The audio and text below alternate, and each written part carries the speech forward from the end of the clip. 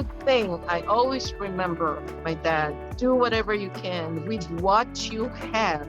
The only thing I had was my knowledge, my nursing education. That's why I use it. I cannot explain the feelings, and that's why I could not stop helping people and give services to other people.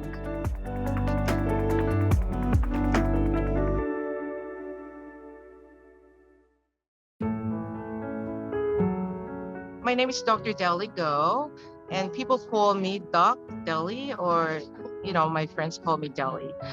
So I'm a nurse entrepreneur.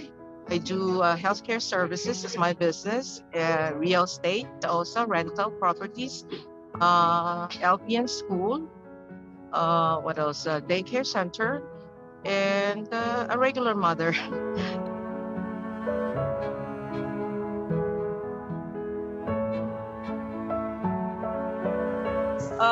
When we were in the Philippines before coming here, I can say we have a comfortable life. We live in Cadiz City, Negros Occidental, and both my parents were business people. Actually, my parents really showed me their kindness and generosity for the people. That's why I think that's where I got my, why I'm giving back a lot to the community. Growing up, my dad would always talk to me, really molded me. It was him who really molded me, how to become like a lady. I think he was preparing me to be a good wife, let's put it that way. But he showed me how to do business, really always, brought me to any conferences or meeting with the public officials, so that way I will learn from him. My dad doesn't want me to be a nurse, actually, because in his mind that probably I want to be a nurse because I want to go abroad. I put in my heart and head that someday my parents will also grow old. So I want to utilize and apply my knowledge to take care of them. That's number one. And number two is also thinking that someday I'm going to be a mother.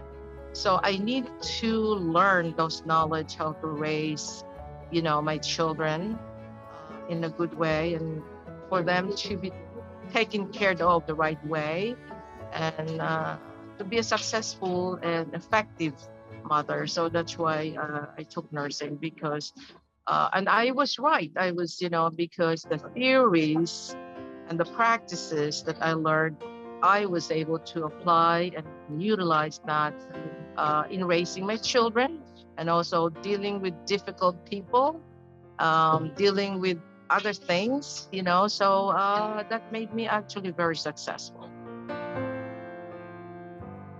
While I was in Silliman, I would say the teaching there is very rigid, very strict, because I think that's the only way that we need to focus and really learn what we need to learn in order to be an effective, confident nurse after the school. I went to Cebu, and further my practice there. And immediately I was acting like a nursing supervisor at Chonghua Medical Center.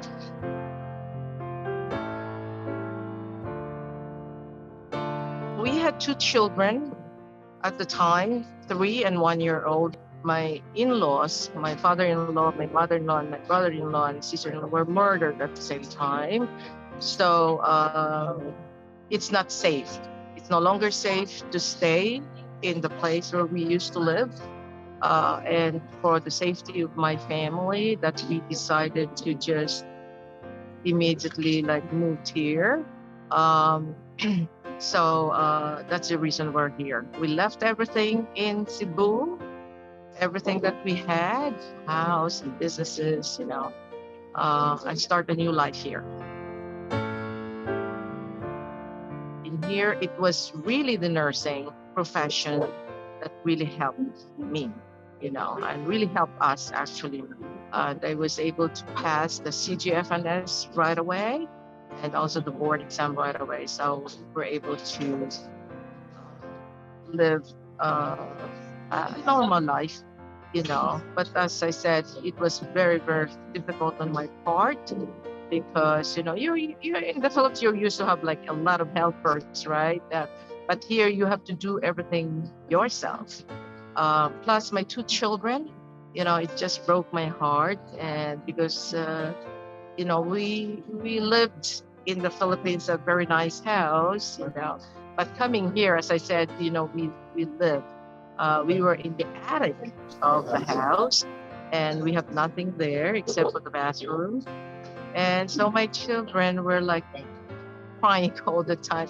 I want to go home. I want to be with my with my nanny. I want to be there. I miss my friends. As a mother, it just broke my heart. And I could not rely on my husband because of what had happened. He was distraught, and really sad and a lot of anger in him. So I tried to do everything I could. Prayer. Prayer is my best. I'm getting emotional. Sorry. I never a day that I was not crying. Before going home, I would stop in the chapel and really cry there, really cry. So that way, when I'm with my family, I'm normal and showing them that I'm okay, and trying everything I could to make them happy. And together with them, we will go out. Even how tired I was, working so hard as a nurse, but really giving time for them. Whatever I could to let them enjoy life here.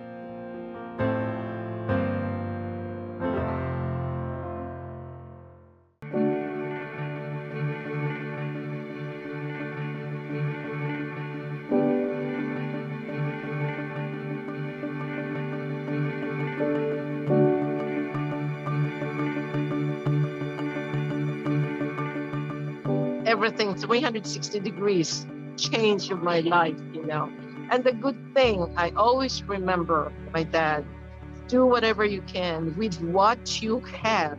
The only thing I had was my knowledge, my nursing education. That's why I use it.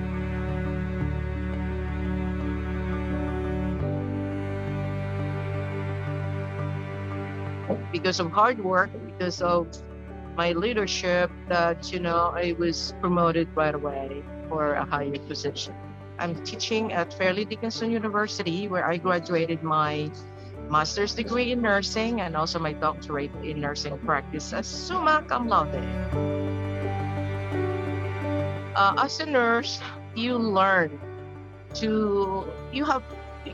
you were taught all this knowledge: empirical knowledge, aesthetical knowledge, ethical knowledge, personal knowledge, emancipatory knowledge, right?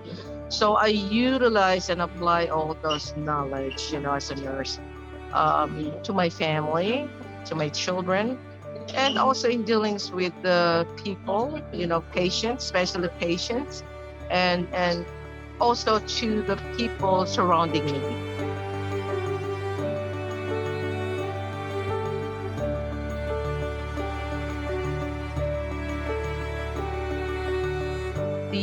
An ethical recruitment. The nurses, they sign a contract while they were in the Philippines. In the contract, it says a different rate. It's a much, much bigger rate. But then when they came here and when they received their first check, it's not the amount that they signed in the contract. As an assistant director of nursing in one of the facilities, I was able to see how much the nurses are earning compared to the contract that the agency signed. So the bulk of the money actually goes to the agency, and the nurses get only a portion of the money, and yet they're the one who is really working hard. Like there's 11 nurses who came from Kuwait, and they thought they would be going to Georgia. because that's in the contract that they're going to the Georgia hospital. But then they were surprised that in the plane it was announced, "Welcome to New Jersey," and so since they're new, they couldn't do anything. So they were brought to an apartment, a one-bedroom apartment for 11 of them, and plus the two children of one of the nurses. So they have only for that night when they arrived food and water in the refrigerator, and that was it. The next day they don't have food anymore.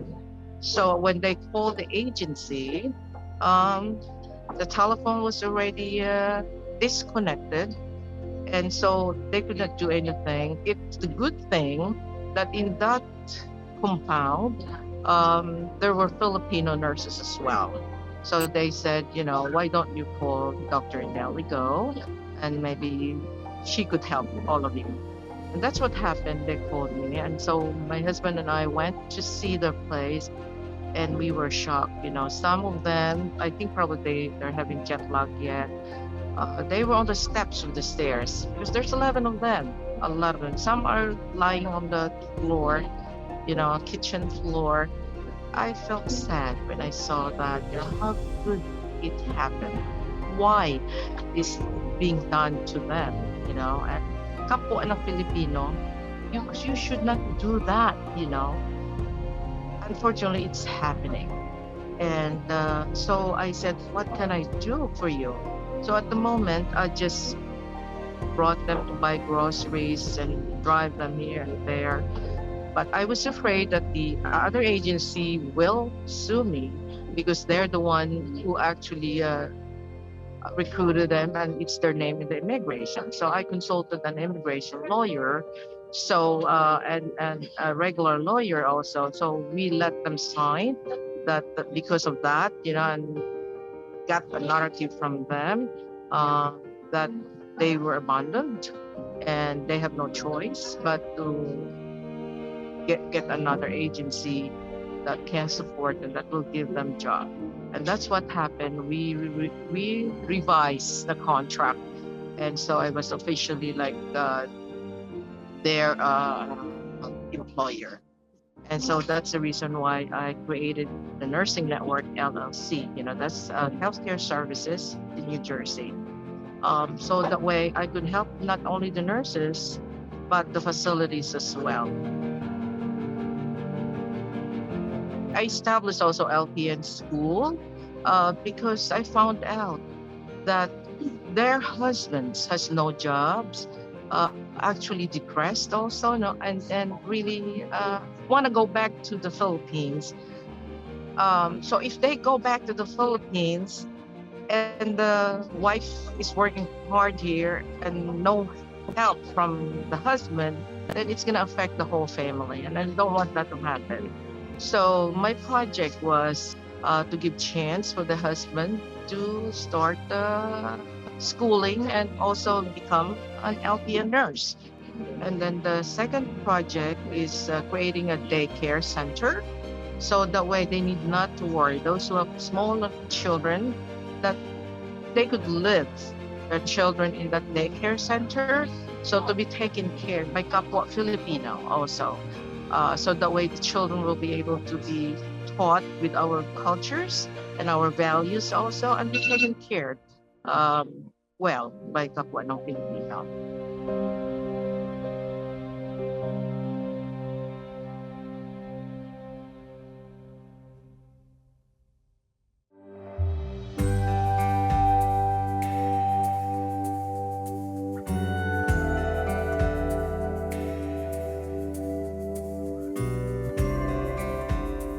I was not really thinking, oh, I'm doing this because I want an award. Right? So I did it because I want to serve. I want to give back. I received, or my family received, a lot of blessings from our Lord. So I thought I have to do something in return. No, actually, I did not expect this, but I think the consulate in New York, New Jersey, and here in Milan Consul General del Mercado saw my kindness. Let's put it that way, and my generosity. They selected me to be the Grand Marshal, and I was lucky. I'm lucky actually because it's the biggest celebration. Correct? It's our 125th, and I thought this is really an opportunity for me, and it's really an honor to be at the Grand Marshal. An opportunity for me to really serve our Filipino community, to be able to restore and promote our cultural heritage, and also for the young generation to see the Filipino values that they could follow, or that we could teach them so they will learn from that.